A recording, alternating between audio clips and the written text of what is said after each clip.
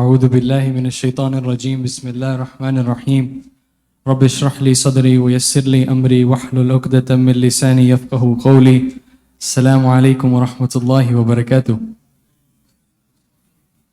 So inshallah tonight we're going to reflect on a certain part of the Quran, especially the verses that were just recited in Taraweeh. So we finished Surah Al-Baqarah yesterday and we started Surah Al-Imran today. So a little context about Surah Al-Imran is that it was revealed in Medina. So the emigration from Mecca to Medina had already happened, and because it discusses so many events, it was not revealed all at once. It was revealed in three different parts or three different discourses. The first discourse, it came down exactly after the Battle of Badr, which was what was recited tonight in Taraweeh. So we'll mainly focus on that, inshallah. So now, even before we get into the verses for Surah Al-Imran, we need to understand the context that they were revealed in, which was the Battle of Badr.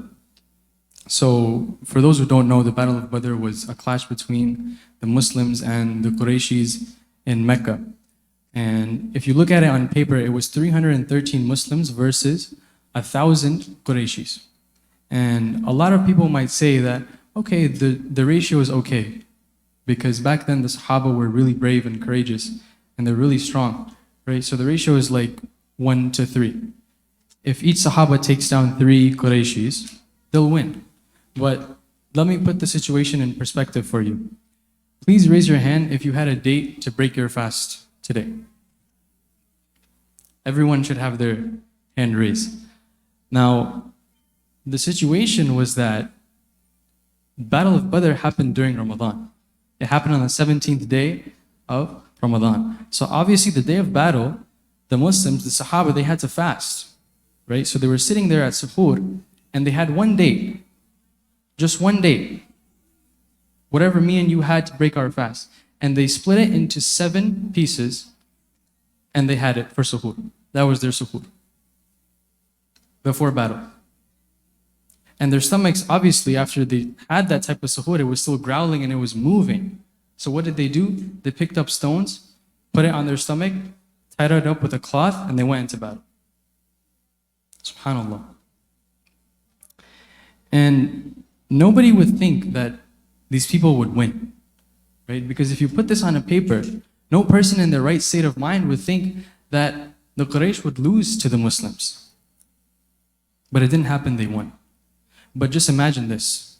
When the battle started and when the armies were charging against each other, the Prophet ﷺ, he raised his hands towards the Qibla and he said, "Oh Allah, should this group of Muslims be defeated today, you will no longer be worshipped. You will no longer be worshipped." He wasn't threatening Allah subhanahu wa ta'ala, astaghfirullah. But this was how crucial the victory at Badr was. All the Sahaba would have been gone. They would have been taken as prisoners of war. Allahu alam, what else would have happened? Right? But for sure, the future of Islam would have been in jeopardy. Maybe you and I wouldn't have been Muslim today if they didn't win at Badr. But they did. They did. Why? Because Allah subhanahu wa ta'ala answered the prayers of the Rasulullah sallallahu alaihi wasallam. And He answered to the courage and bravery of the Sahaba in battle. In many instances during the Quran, but a specific example is in Surah Al-Anfal, when Allah subhanahu wa ta'ala directly addresses the Prophet ﷺ's cry for help, where he says, Bismillah ar-Rahman ar-Rahim, إِسْتَسْتَغِيثُونَ رَبَّكُمْ فَاسْتَجَابَ لَكُمْ أَنِّي مُمِدُّكُمْ بِأَلْفٍ مِّنَ الْمَلَائِكَةِ مُرْدِفِينَ. Allah subhanahu wa ta'ala says to the Prophet ﷺ, remember when you cried out to your Lord for help, I answered. And I answered by saying, I will reinforce you with 1,000 angels, followed by many others, rank after rank. And that's how they won. Obviously, that's a really extensive discourse, and we don't have time to discuss that. But when you look at the results on paper, there were 14 shuhada from the Muslim side, and there were 70 dead from the Qurayshi side, including Abu Jahl and Umayyah bin Khalaf. the main leader of the Quraysh and one of their most important chieftains in Mecca at the time. So I want to ask you guys, when you hit your goals in Ramadan, right? So for example, when you wake up in the last third of the night to pray tahajjud before suhoor, or when you finish a juz a day for your khatm al-Quran in Ramadan, or when you fill your tongues with the dhikr of Allah subhanahu wa ta'ala with remembrance, we feel so elated, we feel on top of the world. We feel as if we have achieved everything in life. We feel so spiritually uplifted. How do you think the Sahaba felt after they won at Badr?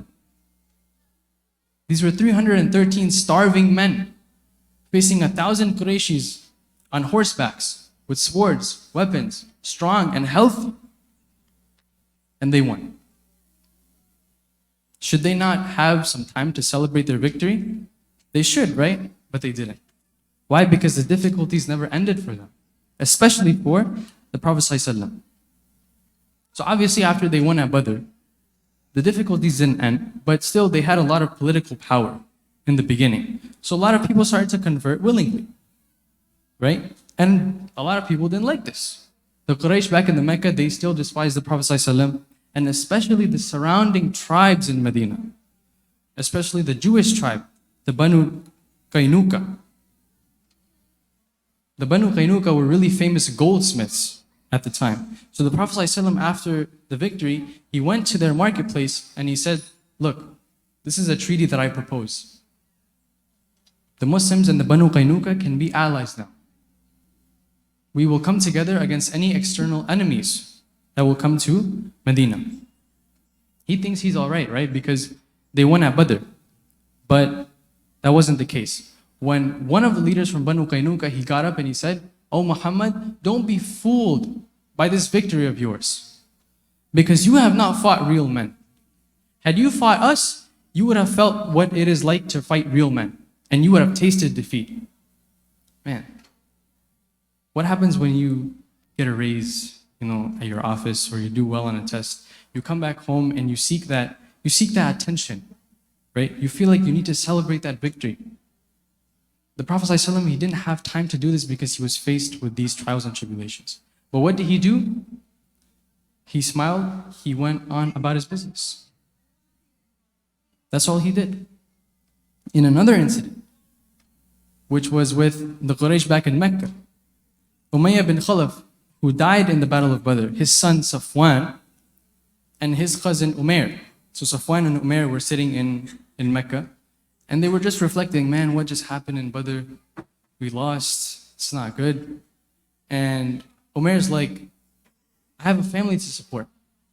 My son is a prisoner of war in Medina, and I have debt. Wallahi, if I didn't have all these responsibilities, I would have traveled to Medina by myself, and I would have executed Muhammad. Astaghfirullah. And so Safwan, he said, look man, my father's not around, but my wealth is. I can take care of your responsibilities, and you can go to Medina, and you can do whatever you want to. Execute the Prophet. So I said, Khalas, okay, I'm gonna go. Unleashed his sword, he saturated it with poison, and he set off to Medina for 2 weeks by himself, covered. He looked like any other traveler in Medina. But Umar radiallahu anhu, he recognized him with his eyes, back when they used to be at Mecca. And so he brought him to the Prophet ﷺ. And the Prophet ﷺ, he was greeted by Umair in a really unconventional way. It was not a salam. It was really, unordinary. So the Prophet ﷺ, he said, look, there's something more beneficial, there's something more merciful in my religion. When you greet people, it is called a salam. Assalamu alaikum wa rahmatullahi wa barakatuh. Right? This is what you should say. And he kind of brushed it off. But here's what had happened before Umair came to the Prophet ﷺ. Jibreel alayhi salam had came to him and he said, look, Safwan and Umair, they had this conversation in Mecca, right? And they're discussing to assassinate you. He's going to be coming with Umar radiallahu anhu. He's going to be your assassin. He's going to be standing right in front of you. Just beware. Rest is your judgment.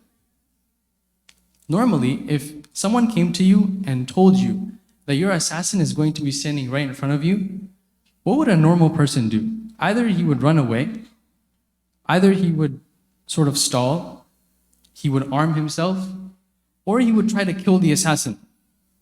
What did the Prophet ﷺ do? He gave him da'wah.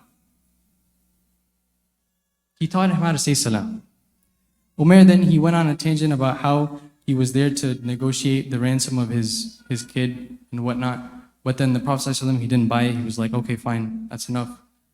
I know the truth. I know you and Safwan had conversed before. You came here to kill me. This is it. What are you going to do?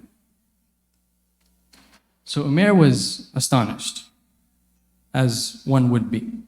He said, look man, I didn't tell anyone that I was coming to Medina. I took a path that no one else did. I traveled here 2 weeks by myself. No one knew that I was here. How did he know? How did he know? So what happened? He testified to Islam on the spot. He converted. Such were the instances. And this is how the Prophet ﷺ, he used to face these trials and tribulations, even after Badr, even after he had such a big victory, with a smile on his face. And he honored the mission that he was sent to do on earth. And where do we still see Muslims constantly smiling after they face these trials and tribulations and hardship? Constant, every day. And I'm not talking about back then, I'm talking about today, present day. Palestine, Kashmir, Sudan, India, China. And I want to repeat the words of a khatib from a few weeks ago, where he said, Wallahi, these oppressed people, they don't need us. We need them.